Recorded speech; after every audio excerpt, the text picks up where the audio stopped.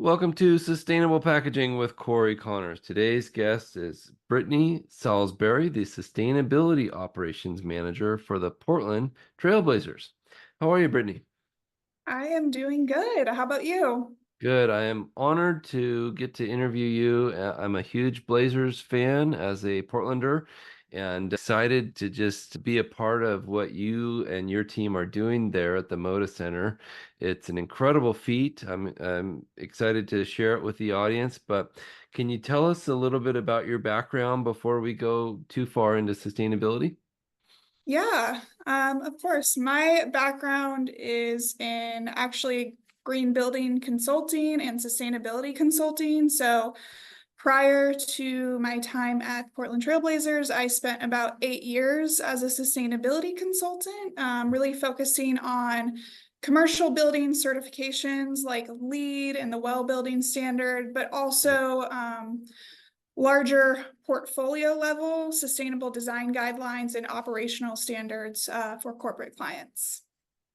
That's a great background for what you're doing now, I think. That's really cool to see someone transition from building and construction to more holistic sustainability. It's really cool. Before we go too much further, I want to explain to the audience who the trailblazers are.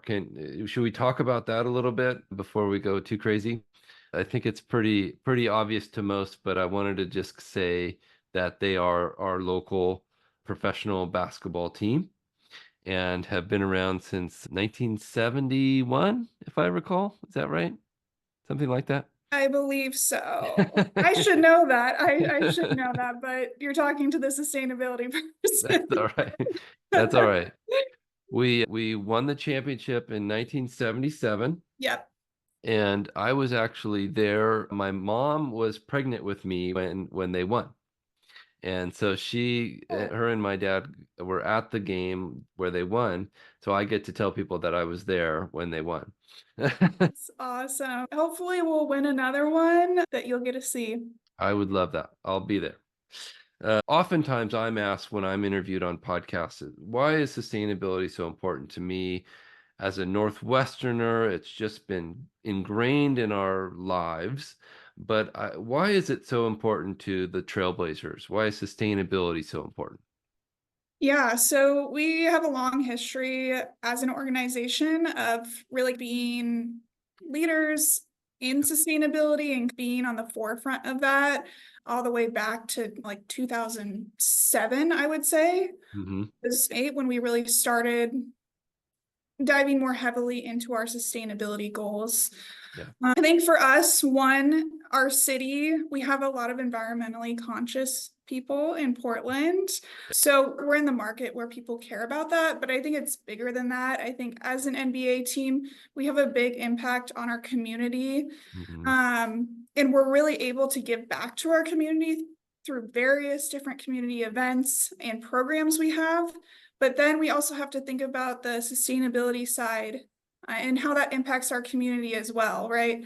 Hmm. We want to make sure we're trailblazing a legacy, so to Yeah. speak, I for love that. future generations so we can continue to play basketball into the Yeah. future.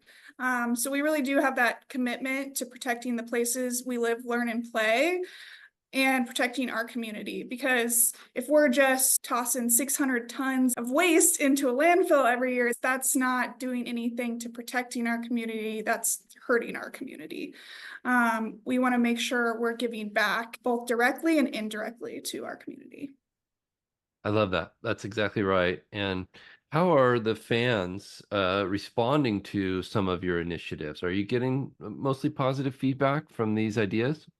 Yeah, we are getting mostly positive feedback from our sustainability initiatives. So that's really great to see. I wish I had more current numbers for you, but we actually are working on getting more survey data just to really get a more recent statistic on what percentage of our fans really care about these things so we can continue to build and make these programs even better into the future. I see even brighter things for you in the future and for the Trailblazers and for all of Oregon. I think you're right. Hopefully, that will lead into other teams following suit, saying, "Oh, the Blazers did something that worked really well. We could do that too." And are you getting calls from other teams or other organizations saying, "How did that come about? What was the impetus for that?" kind of thing?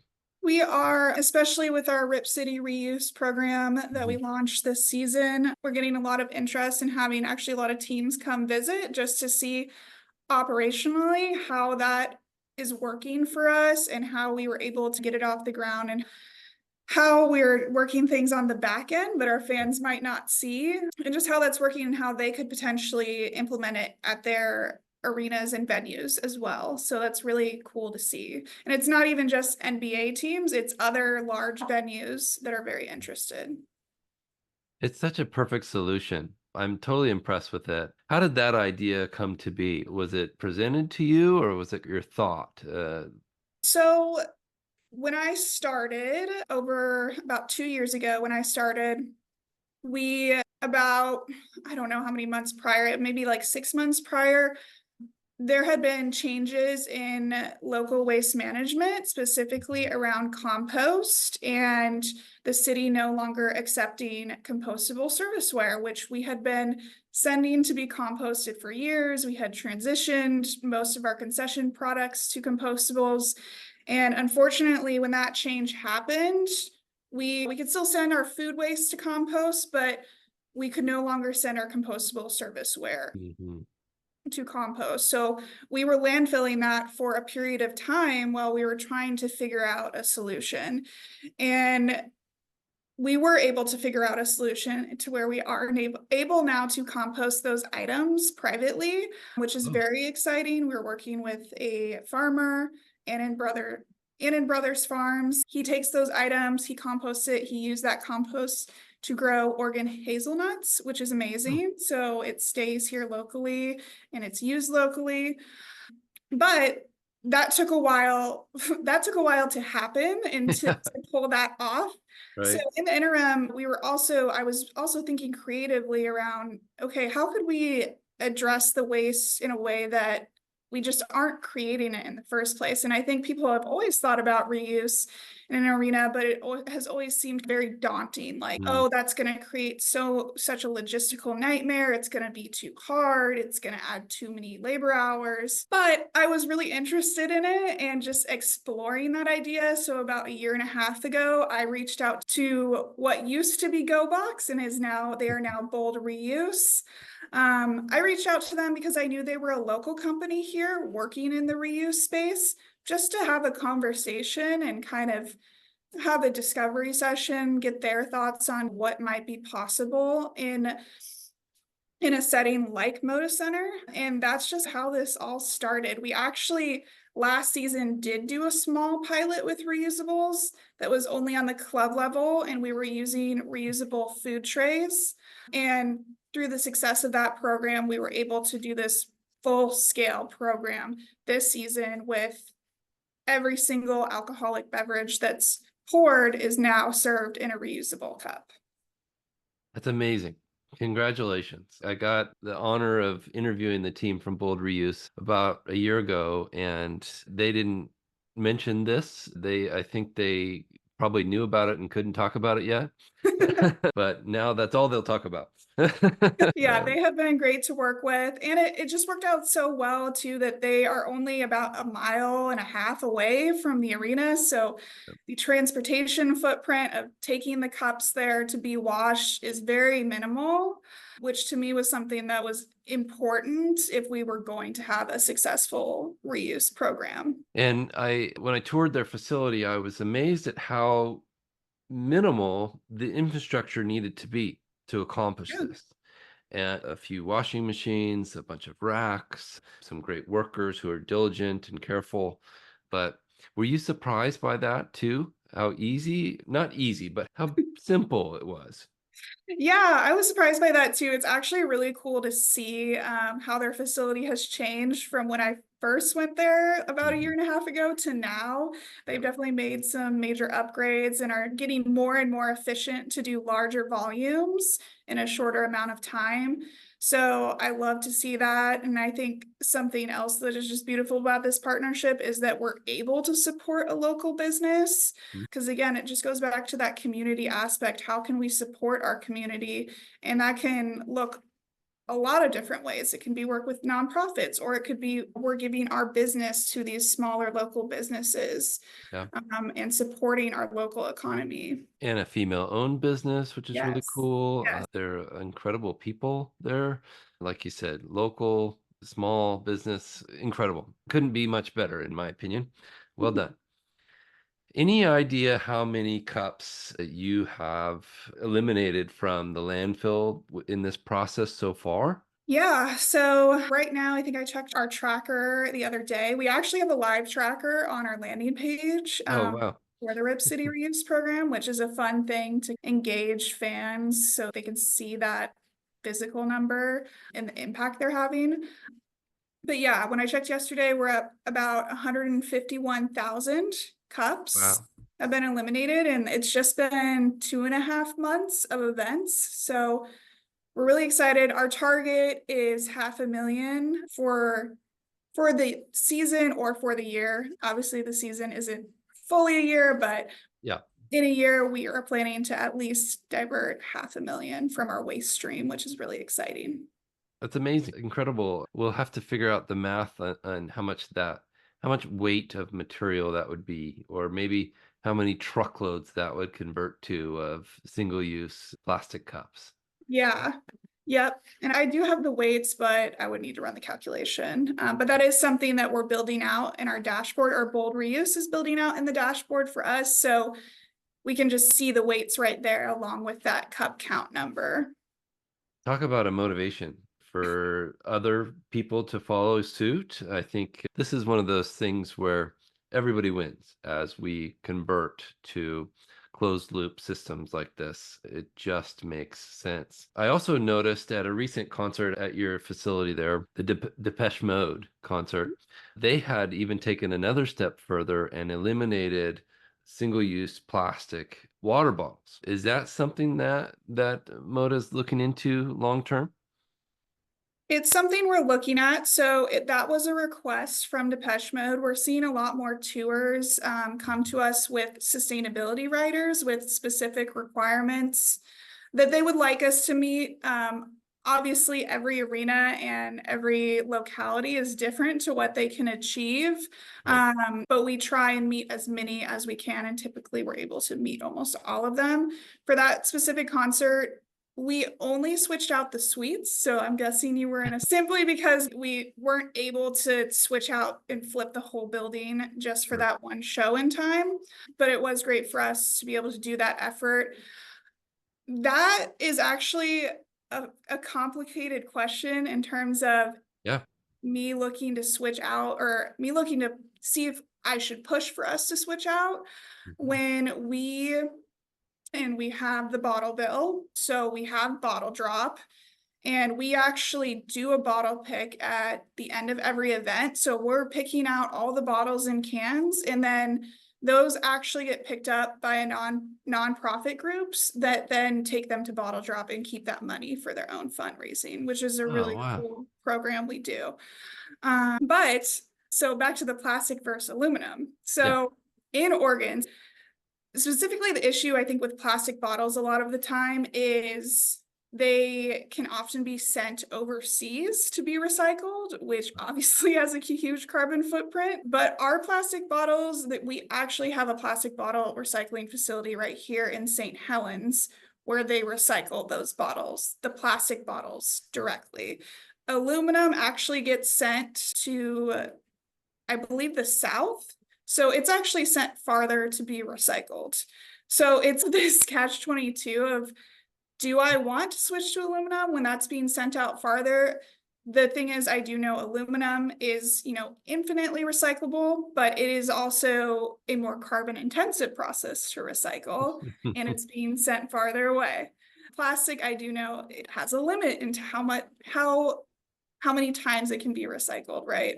Yeah. Before it starts to just lose its integrity. So it's something I just haven't addressed yet because I'm like, do we want to pay this more expensive price for aluminum when we don't necessarily know if that embodied carbon and that associated carbon footprint with it is actually better than plastic when we're in a state that kind of really supports that plastic recycling and we know it's being recycled versus if we were just throwing that into the mixed recycling, I wouldn't count on it being recycled as well as Right. knowing it's being sent to bottle drop.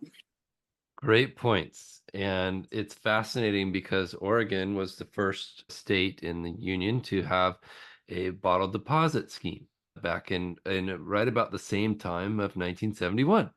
So it's cool to see the Blazers and the bottle deposit and all of these things come to fruition at the same time and to see us talking about it still. But the bottle deposit system and the bottle drop, as you call it, is pretty amazing. And I have to commend our state for that leadership. I have spoken with the team over there at Bottle Drop, and people from all over the world are asking them, how do you do this? And how can we replicate this? So we're true leaders here in the Northwest, and it's exciting. Well Yeah, done. absolutely. Any other projects coming up that you can reveal to us yet, or anything that you're looking at? I have to commend you on your green night. That was incredible. Do you want to talk about that a little bit as well? Yeah, sure. So we recently had what we're calling a green game, where it's just really a night where we can highlight sustainability to our fans, the things we do at the arena to be more sustainable, but also then add in some education to our fans and things they could do, even things they can do at the arena to be sustainable. For example, return your reusable cup. Or like everything served in the concession stands is in compostable serviceware. Drop that in the compost. So it's just an opportunity to highlight that. We used to do these green games in years past, but with the pandemic and I think just changes in the organization, we actually really haven't had one in about 4 or 5 years. So it's really exciting to bring them back. And my plan is that annually we will have a green game. The idea it will be earlier in the season so that we have that opportunity to educate fans early in the season around things they can do in the arena to help us be sustainable, things they can do at home as well. It was an awesome event, and my whole family was there. My kids truly enjoyed the Jamba Juice bikes so they could power the thing Yes. and win they're so proud of their Blazers cups that they won. Oh, yes, they got a tumbler before Yeah. they ran out. That's good. Yeah, that was a super fun thing. Yeah, and we wanted to be conscious of what we were giving away that night. So reusables felt like a great thing to give away as long as they're things that people would want to use. Yes. And we should talk about the NOTPLA Gatorade capsules. Do you want to speak to that a little bit? Yeah, so we were excited to pilot NOTPLA at this game and their edible Ojos. So they are a seaweed packaged edible bubble. They look like a Tide Pod. I don't want to compare it to that, but that's what they look like. Right. But the coating is completely made out of seaweed, and then you can put or they can infuse it with any type of beverage you want. So they could even do like alcohol in there. But we decided to do Gatorade because that'd just be a fun thing to give away to people. And yeah, it was a really fun, interactive piece that was really just meant to be a fun conversation starter with our Mhm. fans around packaging and just to get them thinking about packaging and what zero waste packaging really could look like in the future. Yeah, you're a true leader and an innovator, and I'm totally impressed with you and your team. So well done. The NOTPLA thing is only been done in Europe so far. So Yeah, you were we the were first. excited to be the first US venue or professional sports venue to pilot them. Incredible. They just won £1 million award from the Earthshot Yep. team last year, which was incredible. But I'm excited to see what happens next. Anything else that you can tell us about? Any sneak peeks for 2024? At this time, I don't have anything I can share, but I'm going to continue to push us to innovate even more. That's my goal, for us to just continue to innovate. We're really lucky too that we are in a bit of a smaller market as an NBA team, and that does give us a little bit more freedom to do these really innovative pilots like Rip City Reuse, like working with NotPla, and just really lean into that innovation and new things and not be afraid to try new things. Yeah. Keep up the great work. How do people get in touch with you and the Blazers to buy season tickets or support the team? Yeah. So if you want to buy tickets, you can go to w.nba.com/Blazers and you can purchase tickets there. And then if you'd like to get in touch with me, LinkedIn is probably the best location. You can just look me up by my name, Brittany Saulsbury, and you can get into contact with me that way. Thanks again, Brittany. Really appreciate your time and your wisdom, and keep up the great work over there. Yeah. Thank you so much, Cory.